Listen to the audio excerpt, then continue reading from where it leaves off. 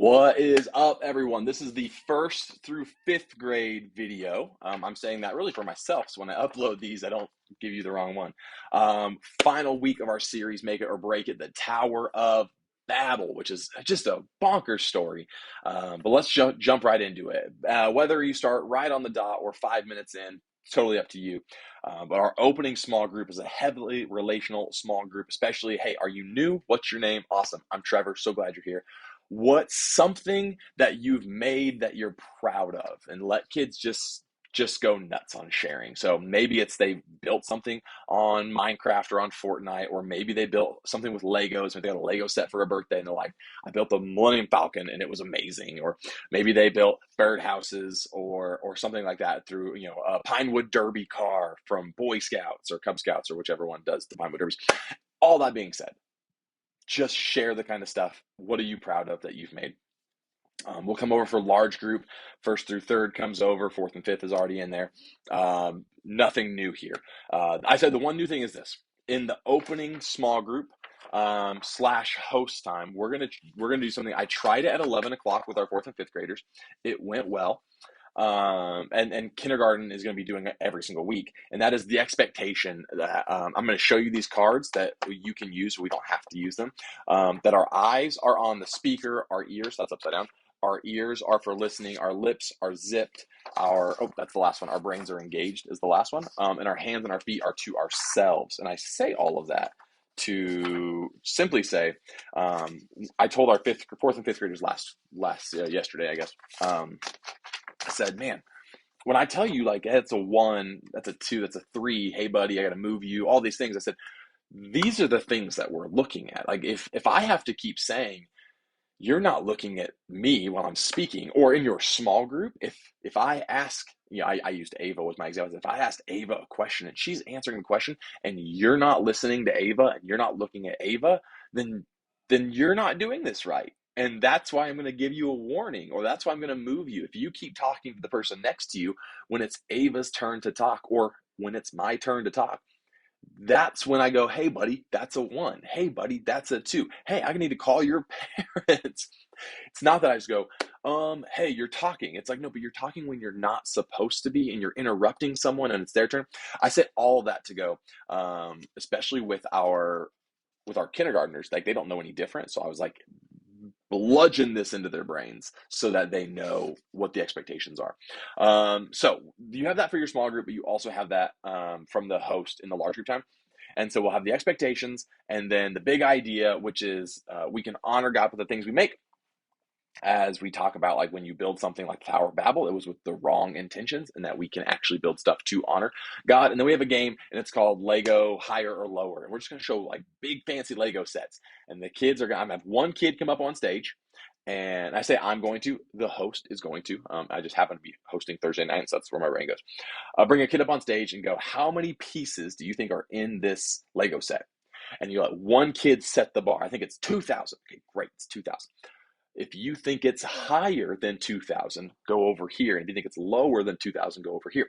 And so now the number that is your baseline has been set by a kid, and then every kid gets to vote on if it's higher or it's lower than that number. And so it gets a new level of involvement where every kid gets to get up and move around.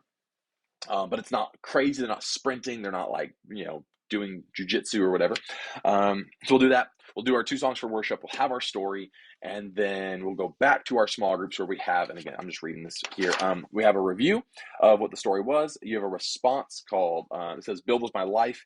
And it says, did you know that there are things that you have in your life you can build with? So what can you use to build friendships? What can you use to build love and kindness? What can you use to build trust? And I told our 4th and 5th graders this. I said, my goal isn't that you go home and you can like retell the Bible story.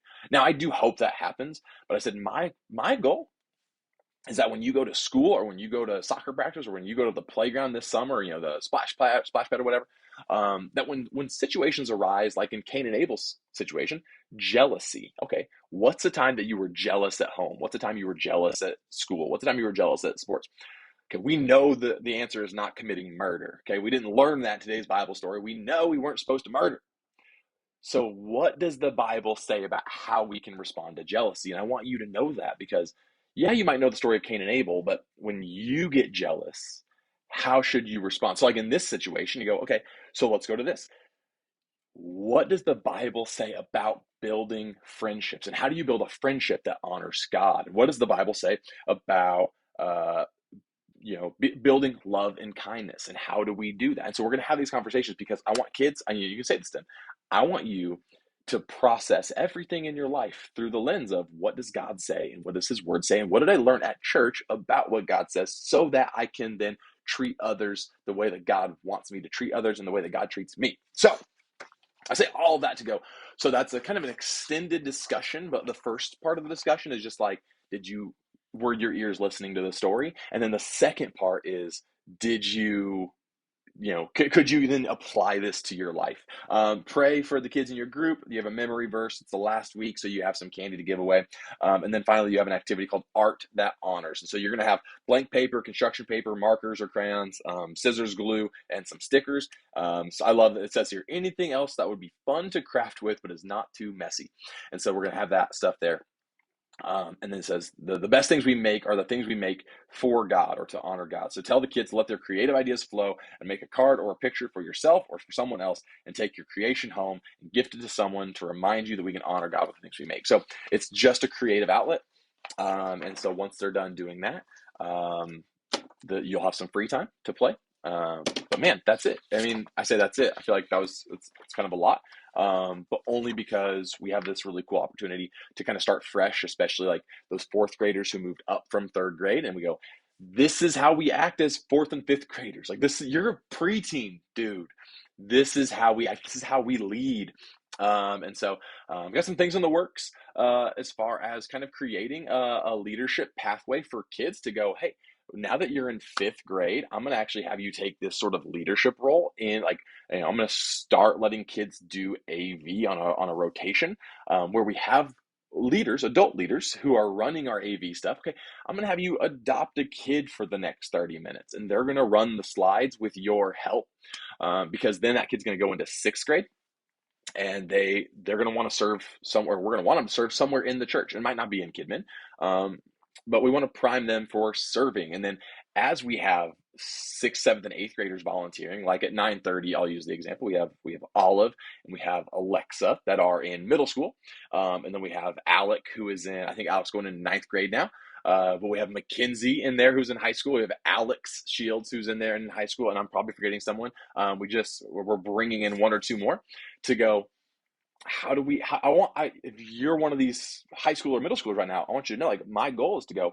I want you by the time you are 15, 16, 17 to feel prepared and equipped to lead a small group. And then by the time you hit 18, 19, you're going off to college. And I want you to be able to move into a local church at the place that you're going to school, and I want you to be able to jump in and make an impact with kids or with the church there. And then same thing, if you are volunteering as an adult here, I want you to be the best adult volunteer you can be, but I also want you to have this mindset of, I'm probably not going to volunteer forever.